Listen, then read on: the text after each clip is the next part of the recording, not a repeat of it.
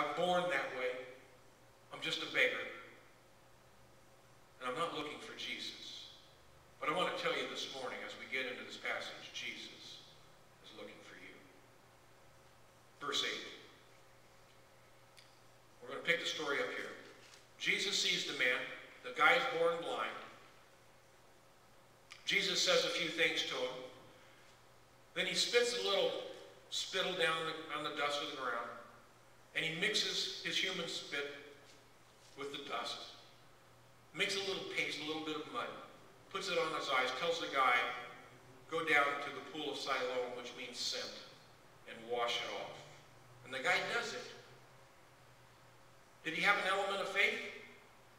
Well, of course. That makes no sense at all. That's what we call nonsense. Somebody comes up to me, I'm blind, I'm sitting there, and I can hear him spit out onto the dirt. And I don't know what he's doing, but the next thing I know is that there's some moist coming on my eyes. I don't know that it's mud, but I might smell a little musty smell, a little earthy smell. And then the man that did this tells me, go down the road to the pool called Sit and wash it off. Yes, I would say there's an element of faith there. That's not normal. These kind of things don't normally happen. If you're blind sitting by the road, people don't normally come up and do that kind of a thing. No one that's blind gets instructions to go somewhere. Are you kidding? Someone's going to have to handle him and take his arm and lead him down there. And it doesn't make any sense at all that if I go do this, I'm going to see. He never tells me I'm going to see, but he tells me to go do it. So I get up and I obey. That takes an element of faith. And therein we see that there is always this partnership between God, the divine, and man, the human. That God has a plan that never quite makes sense to us. He never acts in quite the way that we would think we should be acting. Never. His plans are never quite right with our plans. We never align ourselves with him. His ideas, his thoughts are so much higher than our thoughts that they seem completely out of sync. And yet this man, I'm going to say by faith, gets up and does what Jesus tells him to do. And verse 7 ends like this. It says, so the man went and washed and came home seeing. Now the story really gets interesting. But what's happened now is that a guy that couldn't see suddenly can see. Verse 8. His neighbors and those who had formerly seen him begging asked, isn't this the same man who used to sit and beg? Some claimed that he was. Others said, no, he only looks like him.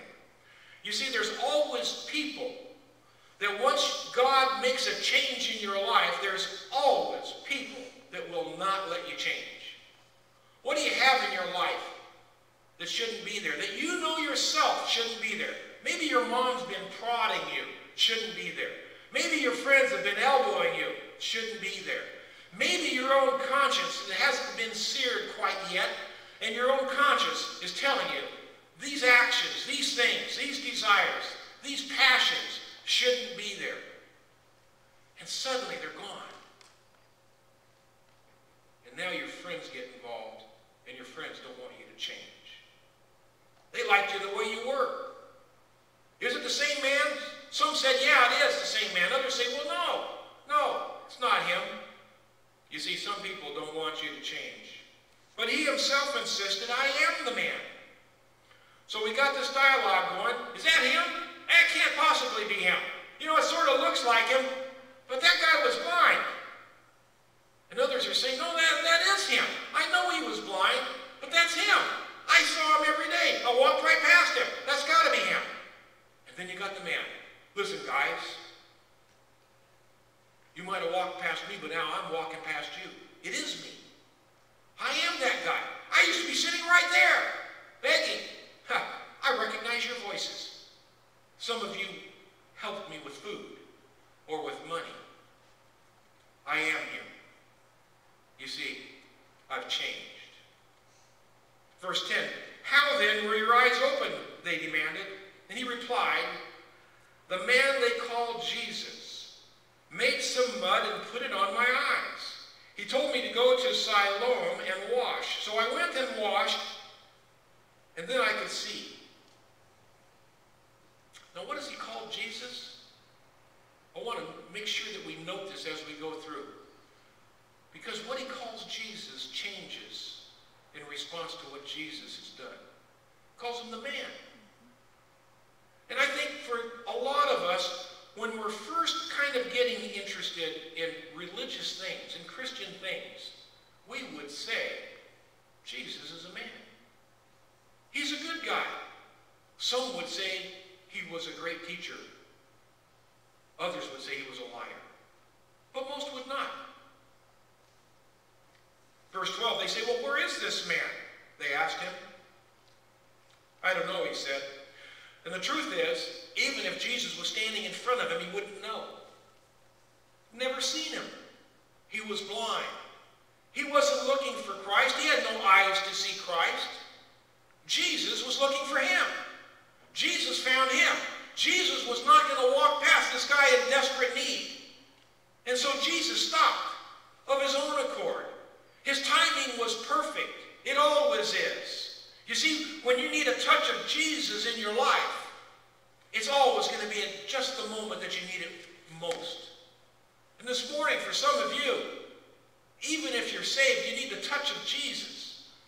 And some of you who I've described as lost need the touch of Jesus this morning. And the timing of Jesus is always just perfect. Verse 13. They brought to the Pharisees the man who had been blind. Okay, he was with his friends, and now they're taking him to church. You see? Now when we say we bring people to church, we're thinking we're doing a good thing. His friends did him no favors. Let's see what happens here.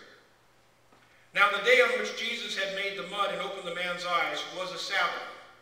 Therefore, the Pharisees also asked him how he had received his sight.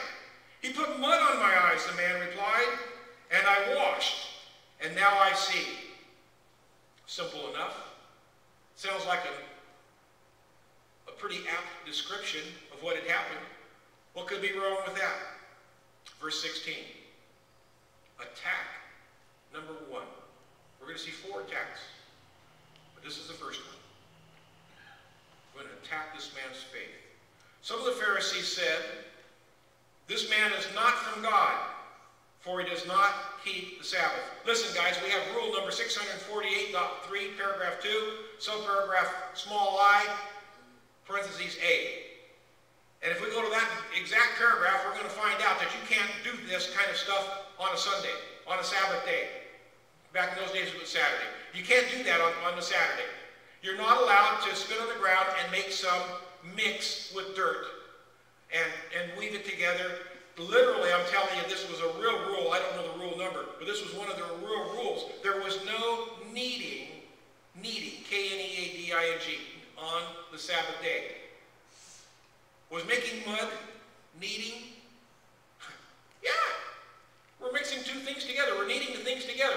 We're mixing a little bit of spit. We don't really think of that so much, with a little bit of dirt. Oh, we see plenty of that.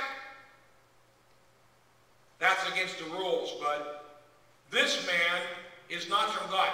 Listen, you, Mr. Blind Man, you might have had faith, you might have obeyed, you might have thought you were doing the right thing, but I'm telling you, we're the religious leaders at Trinity, or whatever church this guy went to. The religious leaders are telling him, that guy that did this miraculous thing for you is not from God. Couldn't be. You know why? Because he broke rule number 648, ...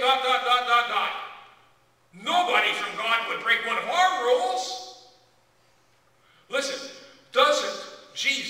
didn't Jesus fulfill the law in all points? Wasn't he different from us in that regard? Doesn't the writer of Hebrews say he is better than us